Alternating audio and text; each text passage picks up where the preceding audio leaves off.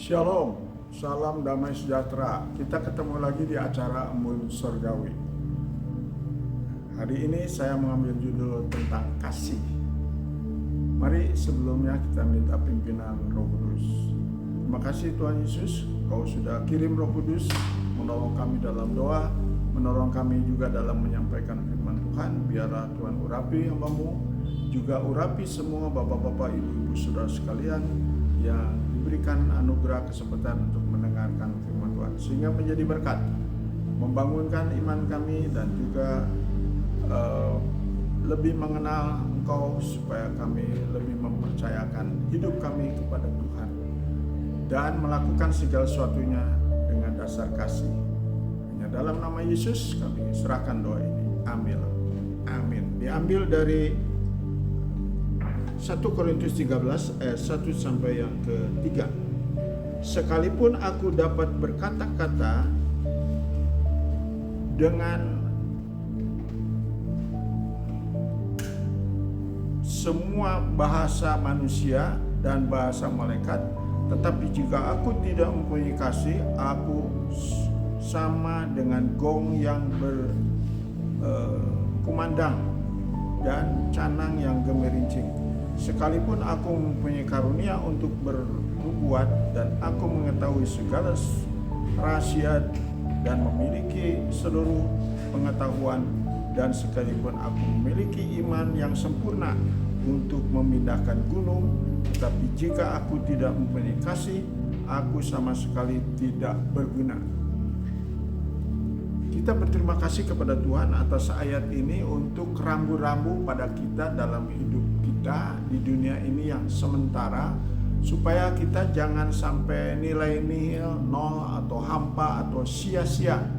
Mengapa itu terjadi? Kalau kita melakukan segala sesuatu tanpa kasih.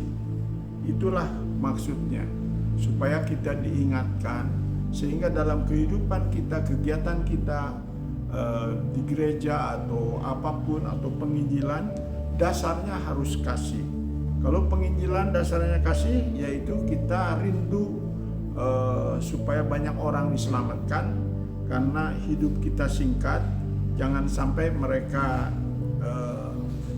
dipanggil Tuhan tapi belum menerima Injil keselamatan. Jadi ini sangat penting. Juga pada waktu kita menyanyi, kita juga harus dasar kasih, yaitu kasih kepada Allah, bahwa Allah itu baik sehingga patut dipuji. Kita doa juga karena kasih, karena kita mendoakan banyak orang yang di dunia ini mengalami bencana ataupun penderitaan yang perlu kita doakan. Jadi apapun kegiatan kita, kita perlu didasarkan oleh kasih, supaya kita berani, karena kasih yang sempurna adalah menghilangkan ketakutan. Dan juga kita ingat tentang hukum kasih, yaitu kasihilah Tuhan Allahmu segenap hati, jiwa, akal budi dan kekuatan. Kasihilah sesama seperti diri sendiri.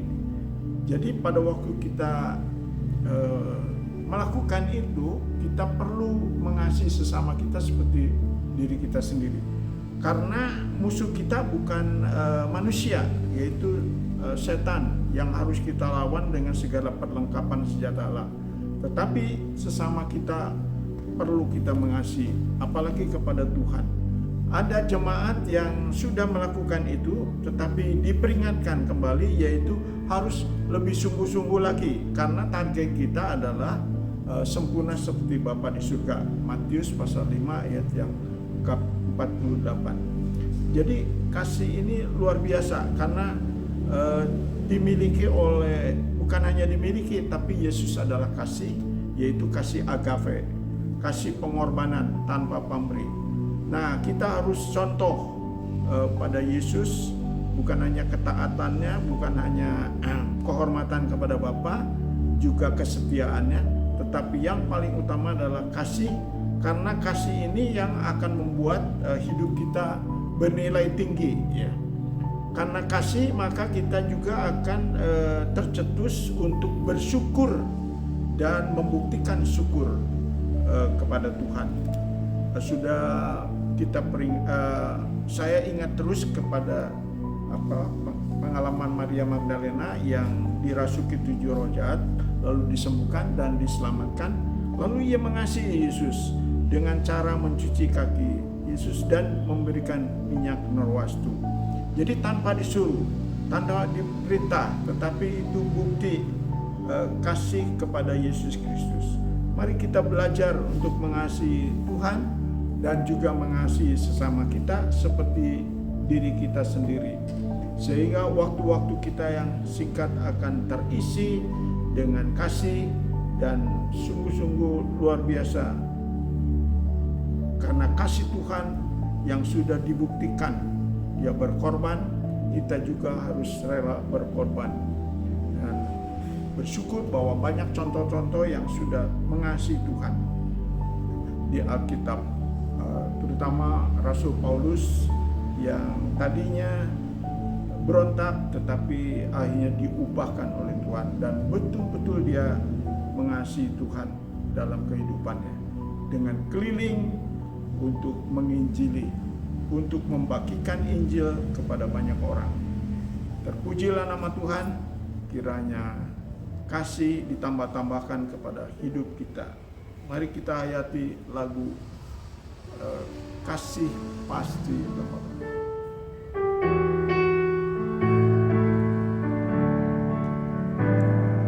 Kasih pasti lemah lembut, kasih pasti murah hati, kasih pasti mengampuni, dan kasih pasti rela memberi.